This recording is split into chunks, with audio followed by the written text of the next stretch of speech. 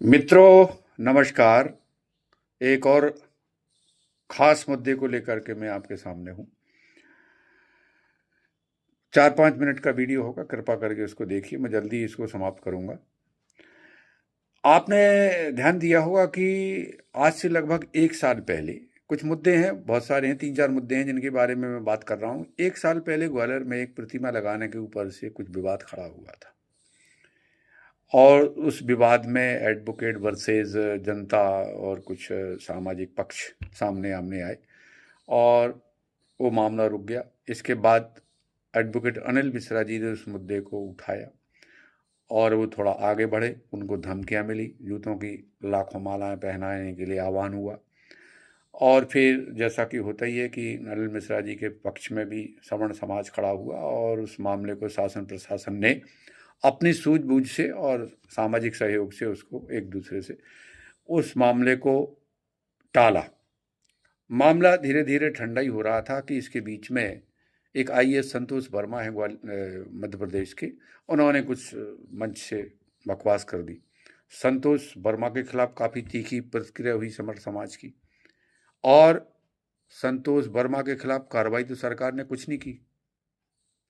अभी पता लगा है कि वो जो जज साहब थे जिनकी डिग्री फैसले के आधार पर संतोष वर्मा को आईएएस अवार्ड हुआ था, वो जज साहब खुद ही गिरफ्तार हो गए, वो जेल चले गए।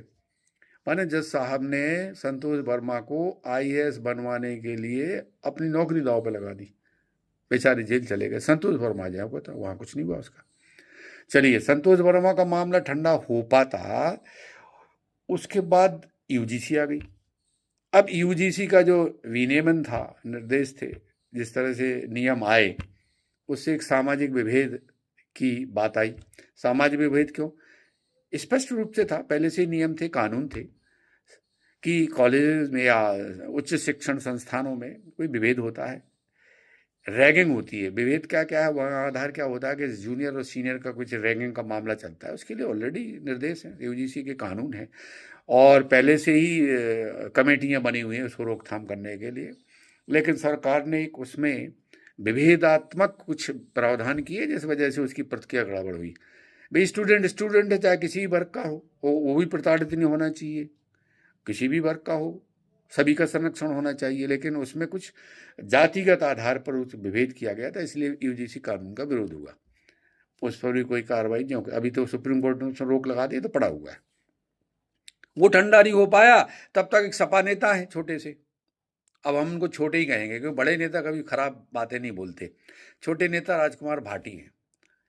राजकुमार भाटी जी ने भी ब्राह्मण समुदाय को टारगेट किया, बल्कि उन्होंने यादव, गुर्जर और जाट समुदाय की महिलाओं के विषय में भी और उनके क्रियाकलाप, उनके जातिगत आधार पर इस तरह की टिप्पणियां की जो असहनीय है, ठीक नहीं, कोई भी नहीं उनको अच्छा कह सकता है।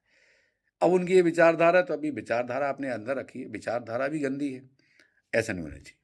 उनकी भी खुद पर उन्होंने माफ़ी भी मांग ली, लेकिन उस पर भी कोई कार्रवाई नहीं की। हम ये जानना चाह रहे हैं कि सरकारों को इन मुद्दों पर जो वैधानिक कार्रवाई करना थी, वो आपने क्यों नहीं की? अब इन मुद्दों को लेकर के जिस तरह से समाज में पक्ष में और विपक्ष में बयानबाजी हो रही है, छोटे छोटे लोग वीडियो बना बना के एक दूसरे को गाली गलौज कर रहे हैं, धमकियां दे रहे हैं, कोई इधर देख लेंगे, कोई उधर देख लेंगे, कुछ ये कर देंगे, कुछ वो कर देंगे, माँ बहन की गालियां दे रहे हैं। इसे रोकने की जिम्मेदारी किसकी है? कानून की है। कानून कमजोर है क्या? बिल्कुल नहीं है। कानून बहुत मोटी मोटी किताबों में लिखा धरा है, उसको क्रियान्वित करने वाले क्या सोच के कुछ नहीं कर रहे हैं, ये विषय एक प्रश्न चिन्ह लगाता है। आप करिए कार्रवाई, आप रोकिए इनको।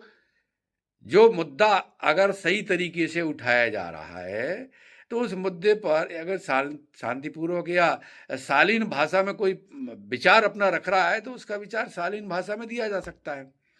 पहले तो इन मुद्दों को उठने नहीं देना चाहिए था, इनको रोकना चाहिए था। ये सरकार की ढील है, लापरवाही है और कार्रवाई न करने की उनकी दृष्टि है, जिस वजह से मुद्दे अभी तक ज्वलंत समाज के बीच में, और उन मुद्दों को लेकर के फिर लोग आपस में जो एक दूसरे के विरुद्ध गाली गलौज कर रहे हैं, धमकियां दे रहे हैं, ये सामाजिक विद्वेष बढ़ाने वाला काम है। अब इस सामाजिक विद्वेष को, इस जातिगत खाई को बढ़ावा दे रहे हैं। आप इस पर कार्रवाई नहीं कर रहे हैं। ये काम किसका है? पुलिस का। पुलिस एक ऐसी एजेंसी है कि उस पर लगाम लगा सकती है वो।